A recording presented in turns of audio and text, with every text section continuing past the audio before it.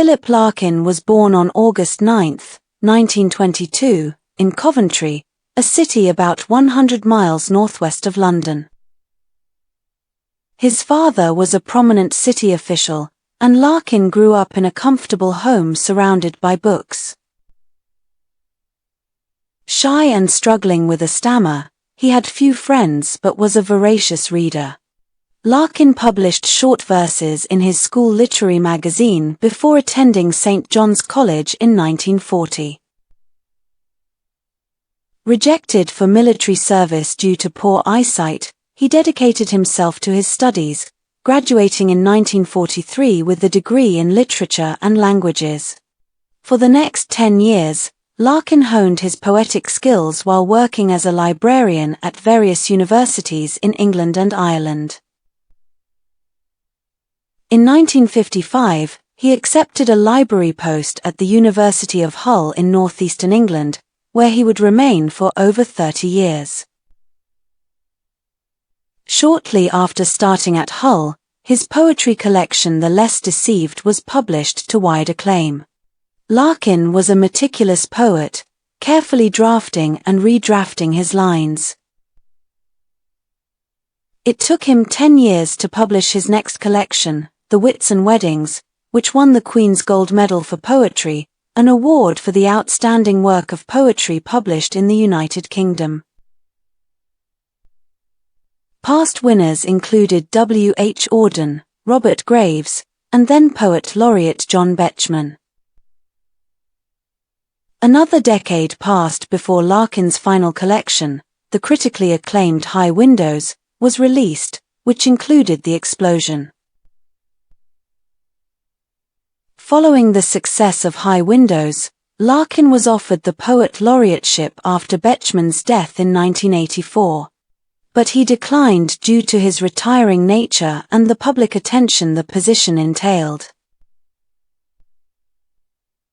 A year later, Larkin was diagnosed with esophageal cancer. During his hospitalization, he was awarded the Order of the Companion of Honor, a prestigious lifetime achievement award presented by the Queen for contributions in the arts, second only to knighthood. Larkin died just weeks later, on December 2, 1985.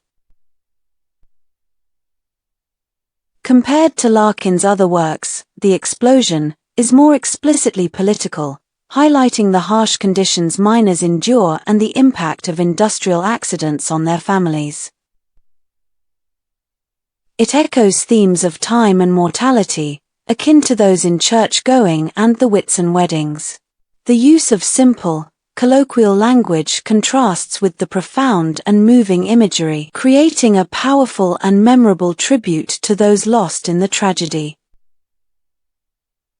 Published in 1974, The Explosion is not a response to any specific mining accident.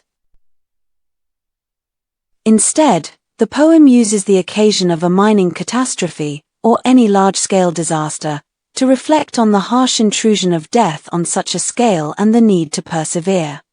It explores how survivors refuse to succumb to the overwhelming reality of their grief.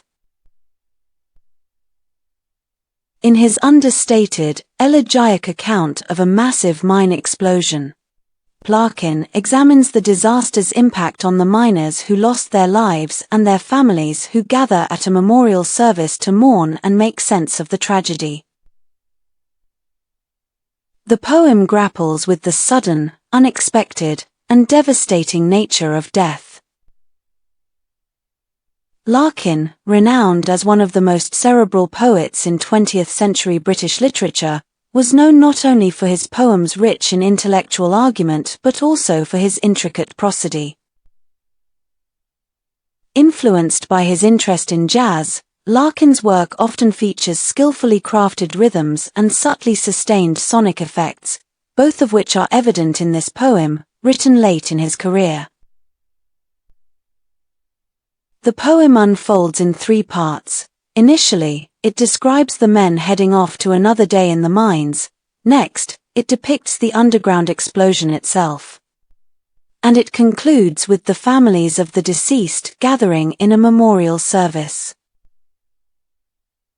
In the opening 4 stanzas, the poet records the men heading off to the mines. They are bearded and laughing, indulging in one last pipe before they arrive at the mine.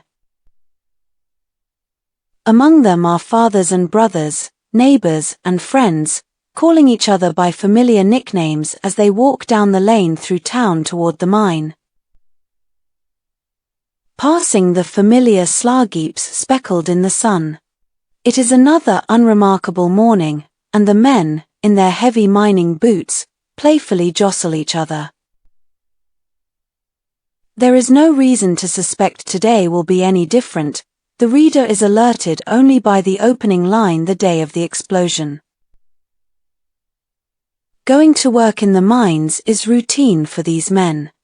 Suddenly, one of the miners impulsively chases after a rabbit, which quickly outruns him. However, he returns with a nest of lark's eggs that he happened upon.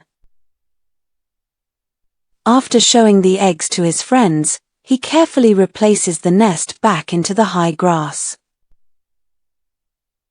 Stanza 5 offers a restrained depiction of the underground explosion.